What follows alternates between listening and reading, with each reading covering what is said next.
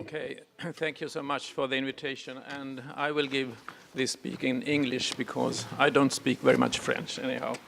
So I will talk about some vested interests in science, and I will, in this presentation, I will give the names, and all these persons have been confronted actually, so they know about this, so it's nothing new to them. My interest in this field goes back to late 1970s when I presented actually the first cases in the world of soft tissue sarcoma patients that had been using the Agent Orange stuff in Sweden, the same phenoxyherbicides that were also contaminated by dioxins, especially TCDD. And this provoked quite a lot of interest in the media, but also in the scientific world. This is a typical way of exposure. Here is the phenoxyherbicide 2,4-D, which they are pulling, and the spraying machine in the forestry, and you can see the flagman going with a red sign and showing where to spray or not to spray. And of course, this is a big issue in agriculture. We proceeded with case control studies on soft tissue sarcoma and malignant lymphoma and could show that these were associated with this kind of exposure, exposure to phenoxyherbicides. And there were other studies following that showed the same pattern. Of course, the Vietnam veterans, both in the United States and in Australia, were most anxious about these relationships, and also if Agent Orange did cause different diseases, including cancer. There was a royal commission set up in mid-1980s in Australia, and they came out with a report in 1985 which said that there is no health problems with Agent Orange whatsoever, not even with cancer risk. It was shown by the Vietnam Veterans Organization in Australia that Monsanto had submitted, their council had submitted a report to the commission where they did fight every finding of a cancer risk, including our studies. And by comparing the Monsanto submission and this report, we could see that it was actually copied into the report.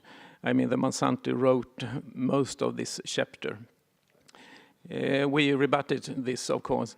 We were very surprised when Sir Richard Doll, the well-known one from UK, sent a letter to the commission and said that according to his opinion,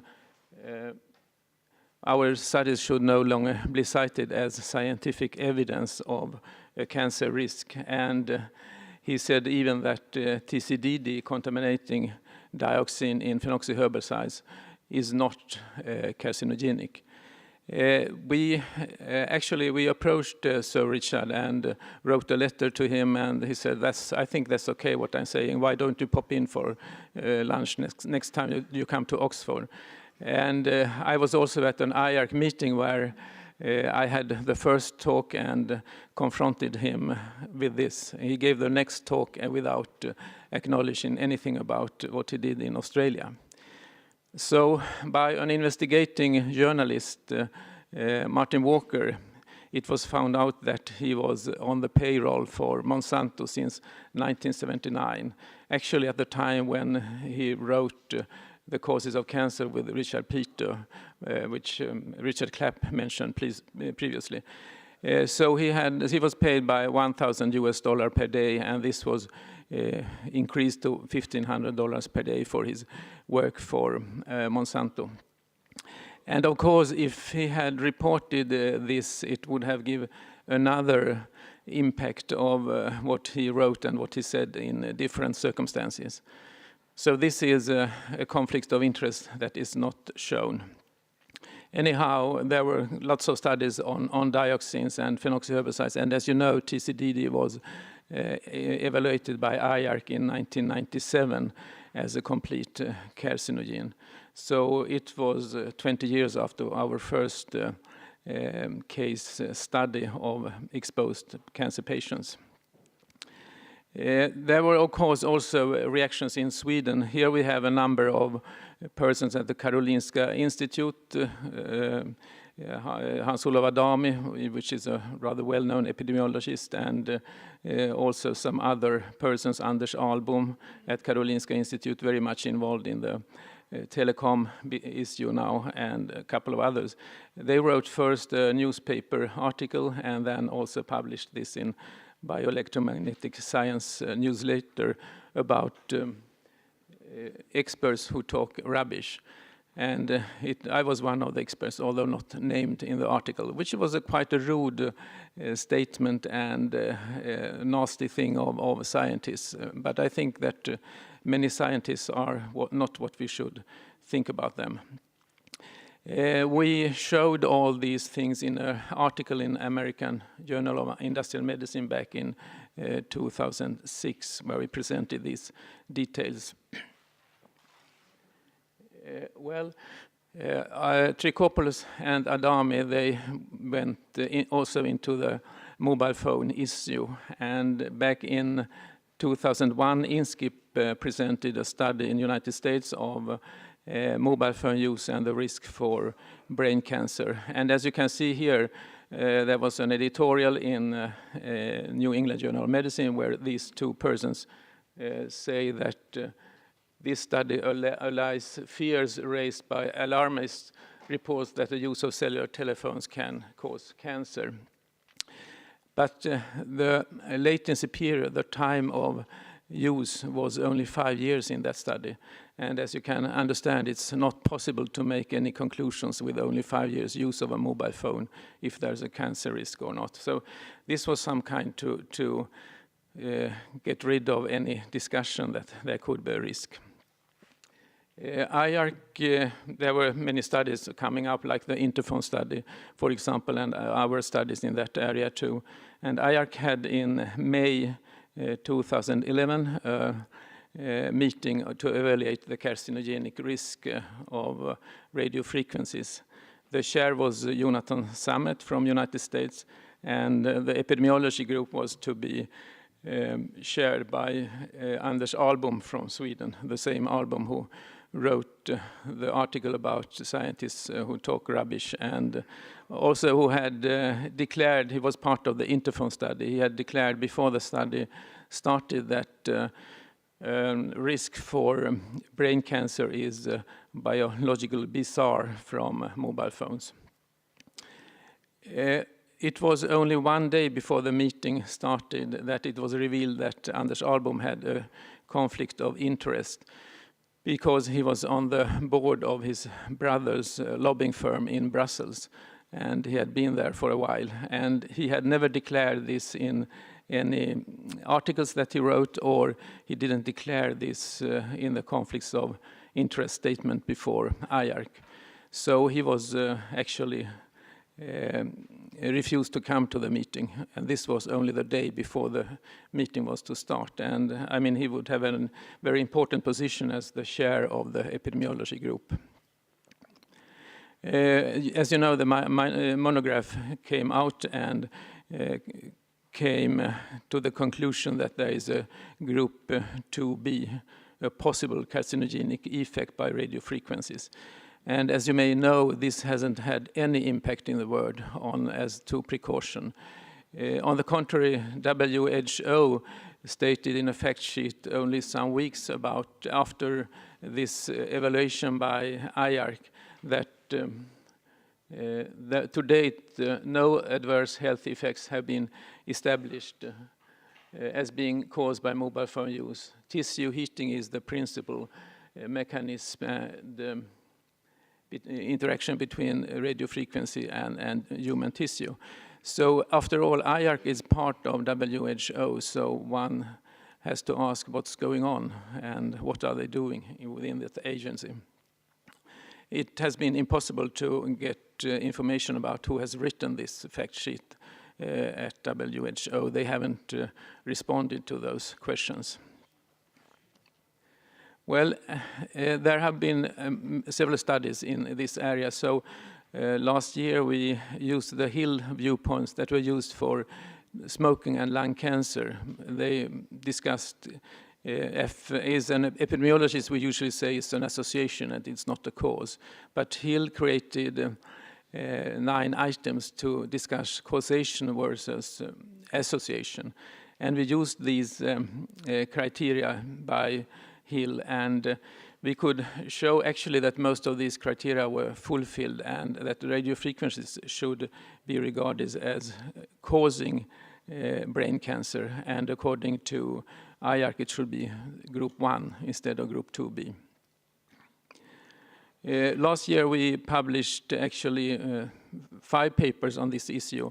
The first one was an overview of the present knowledge in that area on glioma and acoustic neuroma, and then we had 3 separate papers on acoustic neuroma and malignant brain tumors, and mostly glioma and also meningioma, and also this Hill criteria paper.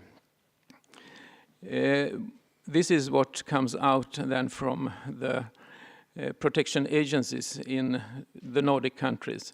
They presented this in December 2013, after the IARC decision, after, for example, our new studies. And they claim that the data overall on brain tumors and mobile phone use do not show an effect on tumor risk. So the problem is, how can they come up with such a conclusion with no discussion about precautionary principle? There is one problem with such statement, and it is, first, of course, that it's not true. The other one is that it gives a clean bill of health to the users and different authorities in these countries, because they rely upon the protection agencies. And if people complain, like several NGOs, they say, okay, we look into the website of this agency and they say there is no problem, so what should we do? This goes for Wi-Fi's in classrooms, for base stations, mobile phones, cordless phones, etc. And then there was another publication which was by Summit, who was the chair in the group, and 3 persons from IARC, and they come up with that the data do not really show an increased risk for brain tumors. Scanier is something which is ongoing now, and they have come with a preliminary report that says that based on cohort and incidence data, there is really no increased risk for glioma, which is somewhat amazing. Kjell Hansson Mild in our group, who was part of that, he wrote a letter of complaint that this part was written by Joachim Schütz, and he didn't want to include any risk factors into the study, into their evaluation. So that's where it stands just now.